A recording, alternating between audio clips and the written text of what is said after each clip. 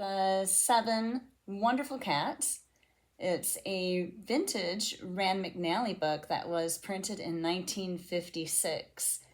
And the art is by Elizabeth Webb. The story is retold by Wallace Wadsworth. And all of the art is very charming and very sweet from the 1950s. The book is vintage, so there are some, looks like chocolate smudges from kids enjoying it back then. And hopefully you will enjoy it with us as well. In a pleasant little house beside a wide river, there once lived a little old lady whose name was Dame Wiggins of Lee. Dame Wiggins was a very worthy old soul, but she was often unhappy because she was so very lonely. What would I not give, she often said to herself, to have someone here in my little house to keep me company. Someone with learning, perhaps, who could talk to me about the things wise men have written in books, or someone who could sing and keep me cheered up with music, or someone who could help me mend and sew, or even someone who would just amuse me. One day, a neighbor was passing by, and he spied Dame Wiggins of Lee sweeping off her doorstep. "Good morning to you, Dame Wiggins," he called, "and how are you today?" "Very well, neighbor, and thank you," said the good dame, "except that I am such a lonesome old soul, and my knee hurts me terribly at times. Besides that, the rats and mice are about to eat me out of house and home." "Aha," said the neighbor. "Rats and mice, say you? Then I have just the thing for you. I have 7 wonderful cats that you may have, and they will soon make short work of all your rats and mice." And sure enough, the very next day, the neighbor sent his 7 wonderful cats to Dame Wiggins of Lee, and the name of every one of them was Tommy. "Welcome, my fine cats," Dame Wiggins of Lee cried happily when she beheld them. "Now I shall not be lonely any more." "Indeed, and you shall not," said all the Tommies together, and they smiled brightly and wiggled their whiskers at her. "We hear that you have here many rats and mice, upon which we may make many good dinners." "There are far too many of them," said the good dame, greatly pleased to see what fine manners the Tommies had. "Follow me, my fine cats, and I will show you their holes." So they followed her through the little house, and she pointed out all the rat and mouse holes to them. Then each Tommy settled down by a big hole and wiggled his whiskers fiercely. Every day this fierce whiskered crew caught rats and mice, and at last the 7 wonderful cats went to Dame Wiggins and said, "Not a rat or a mouse is to be found. We have caught them all, or frightened them away." "Well done, my fine cats," said Dame Wiggins of Lee. As a reward, she gave each Tommy a big saucer of cream. "Now, my fine cats," said she, when they had lapped up the last drop, "since the rats and mice are gone, what do you wish to do?" "Now that our work is all done," said the 7 wonderful cats, "we should like to go to school."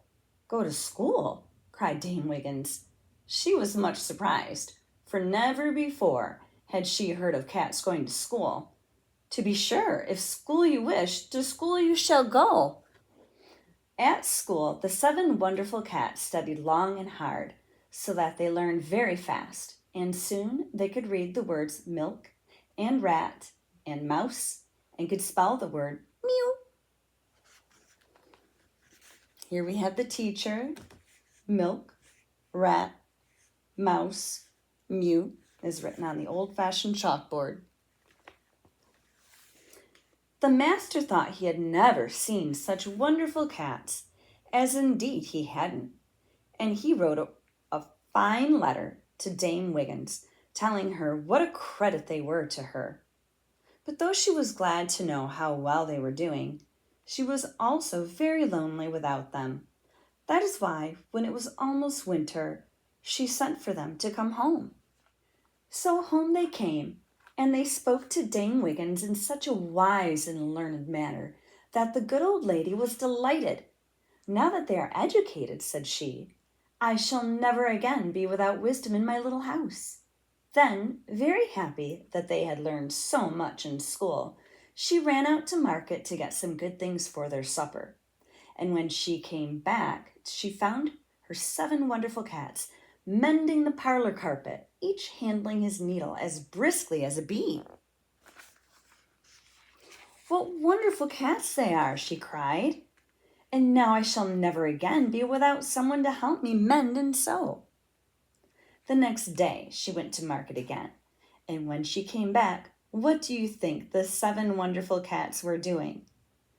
The river had frozen over during the night, and the 7 Tommies were having a fine time skating on the ice. So amusing did they look, and such funny falls did they take, and so happy were they, that good Dame Wiggins of Lee just sat down on the bank and laughed until she cried. "I shall never again be without someone to amuse me with bright antics," she said, as she dried the tears of laughter from her eyes. By and by spring came, and the 7 wonderful cats began to take long strolls through the fields. In their strolls, they were very careful not to disturb the little birds that were building nests. They were very well-mannered cats indeed, and never wanted to eat little birds, as ordinary cats always do. "My fine cats," said good Dame Wiggins one morning, "if you'll all climb into the big walnut tree and sit there like good cats, all 7 in a row, I am sure the little birds will teach you how to sing." So the 7 wonderful cats climbed the big walnut tree and sat there on a limb, all 7 in a row.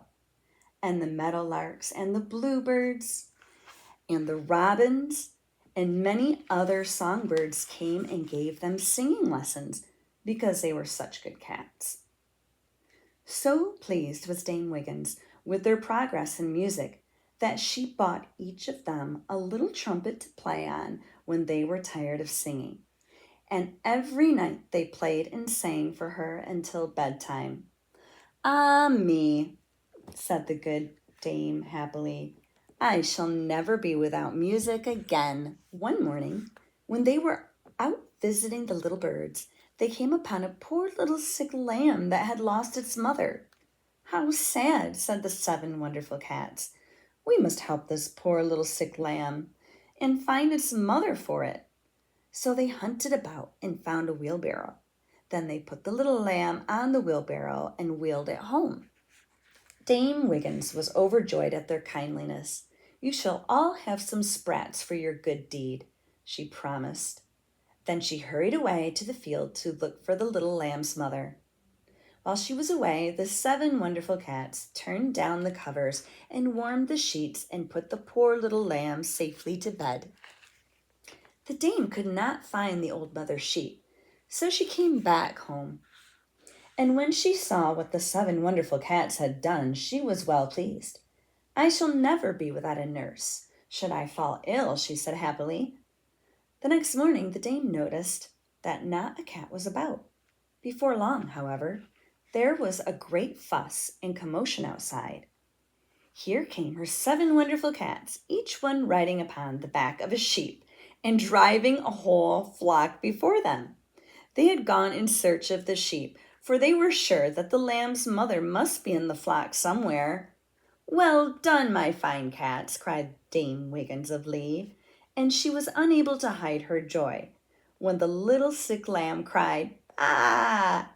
and jumped out of bed and ran straight to its mother. The farmer who owned the sheep soon noticed they were gone from the pasture and came in search of them.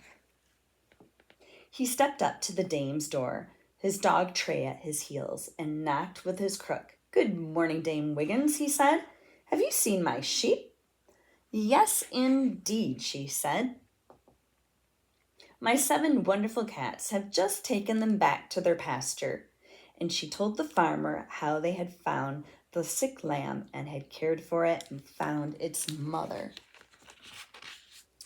Well, wonderful cats, said the farmer. I must reward them. So when the 7 wonderful cats came back from taking the sheep to pasture, there was the farmer waiting for them. He had hitched up his team of horses to his wagon, and he gave them all a ride to his farmhouse.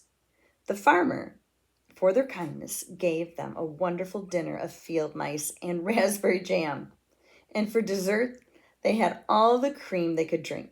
They were so pleased with their dinner, they decided to give him some fine music and straightway began singing and blowing their trumpets in their very best manner.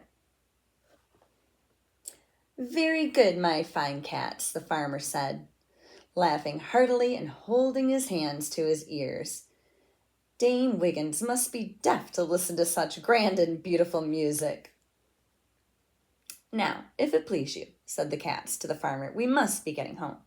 Very well, laughed the farmer, and put them into his big wagon and again took them home. For their kindness to his lamb and for making him laugh so much, he gave them a big ham and many other presents. Oh, my fine cats, what a wonderful big ham you have, cried Dame Wiggins of Lee, when they showed her all their presents. Now come in to supper and sit down with me. Surely I shall never want for anything so long as I have my 7 wonderful cats.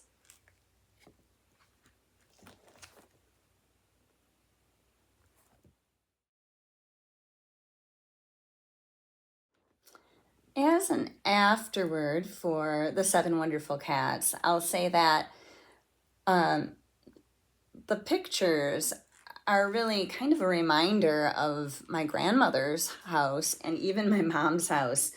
The chair, the rocking chair, I remember seeing one, if not at my grandmother's house, at an aunt's home. And these little rugs were all over as throw rugs or even as a rug under the dining room table. And the home is so sweet with the window box of flowers and the floral shrubs and the shutters. I also like the old-fashioned flowers they use. They actually, when she's having them sew the rug in the living room, it has violets on it. And then again, when they are picking the flowers, they're picking violets, which is an old-fashioned flower. And even the parts, which are pretty far-fetched, even for a children's book with the cat sitting in the trees, learning to sing from birds. It is pretty cute. The only thing that I do not care for in this book is that the cats are wearing clothes. I do not like animals in clothes. So that's the only part that I don't care for. Otherwise, I think it's a pretty cute book.